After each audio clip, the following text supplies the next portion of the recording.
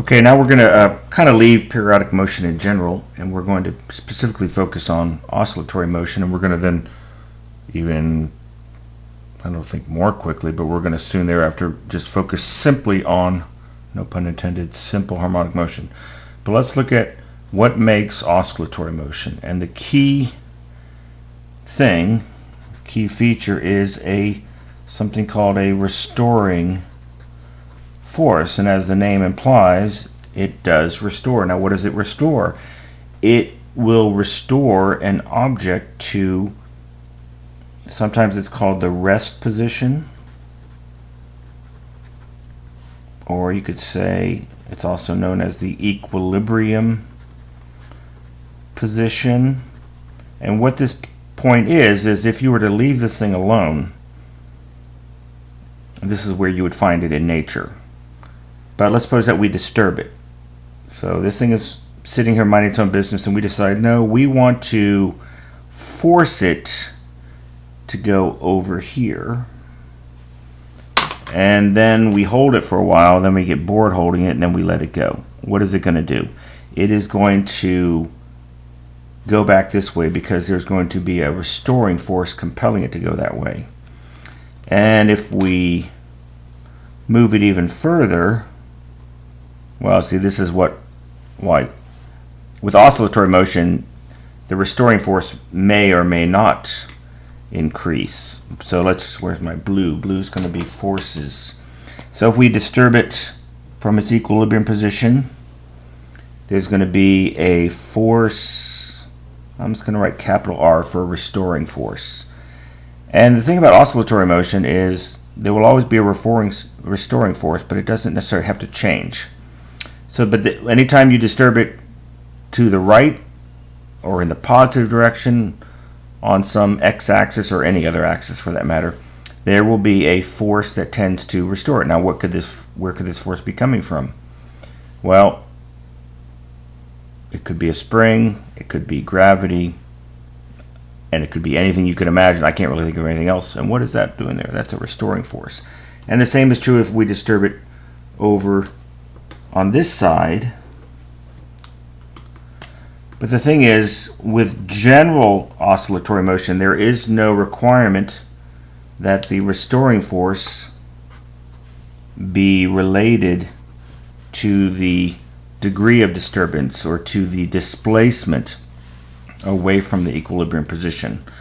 Here's what I mean by that. I can only think of really one example off the top of my head. And that would be, suppose that we had some kind of V-shaped cradle and we had a ball that was in the middle of it. And they don't have to be uniform sides, but let's suppose that they were. Here's our object. Now, if left alone, this is exactly where we're going to find it. But if we were to lift it up here, the net force on it is going to basically pull it back down, pull it back down towards the center position. And if we put it over here, then we're going to see that, and that restoring force is going to be, that's correct, it's going to be essentially what we've always been calling like the X component of gravity. But here's the idea here's a situation where the amount of disturbance away from the equilibrium does not affect the size of the restoring force. For example, if we went further up the ramp here, we would see that the restoring force, the size of this force that's going to tend it to go back to its equilibrium position, will not change at all. But that's the basic requirement of oscillatory motion, is you need a restoring force that will tend to move your object back to its equilibrium position. And at the equilibrium position, I guess another requirement would be that the sum of all the forces at the equilibrium position or rest position will be 0. And if the position of the object is in the positive direction, so basically if it goes greater than 0, then the restoring force is going to be negative, going back the other way. And if the position goes basically to the other way, let's say to the left in this case, then the restoring force is going to be the opposite. It's going to be towards the right. It's in the opposite direction of whatever the displacement is. Okay, now let's focus on simple harmonic motion. Okay, the key thing about simple harmonic motion is you also have a restoring force, but for simple harmonic motion you need a linear restoring force. And the classic example, and that's what we're going to focus on, is basically a spring. But let's not focus exactly about what the restoring force, where it's coming from, but let's just say, okay, so now we're going to basically disturb our object from its equilibrium position, and first let's go to just any distance x, and we circle it in, and we're going to get some restoring force that's going to tend to make it go back to its rest or equilibrium position. Now here's the key point. If we disturb this thing, so we push it basically out or pull it out, what have you, to a distance of 2 times 2x away from the equilibrium or rest position, then what we're going to see is a doubling of the restoring force. And if we go out to 3 times,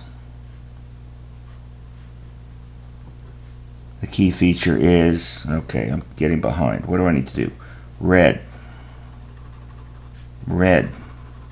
Okay, and the key point you're probably already guessing is, how big is this restoring force going to be? Well, okay, I'm going to go ahead and put like a 2 in front of there because it doubles. And this is going to be, it's going to start bleeding over here. That's okay. The key thing is that restoring force is going to be 3 times what it was when it was only in a position of x. And if this is the situation, and obviously if we were to fold it over, there would be symmetry over here. So, and what we would find is that that's the condition for simple harmonic motion, which is what we're going to be focusing on. Okay, so from this point forward, all of the motion that we're going to focus on, all of this periodic oscillatory motion, is going to be simple harmonic motion. And that means when we disturb something from its equilibrium position, the size of the restoring force grows as the displacement from the rest or equilibrium position increases linearly. So and you know this from Hooke's law. Remember Hooke's law? And at first we're going to use a spring mass model here. So as this, imagine it was a spring, as this x distance from equilibrium position increases, which we'll just call x in general, the size of the restoring force increases. That is Hooke's law.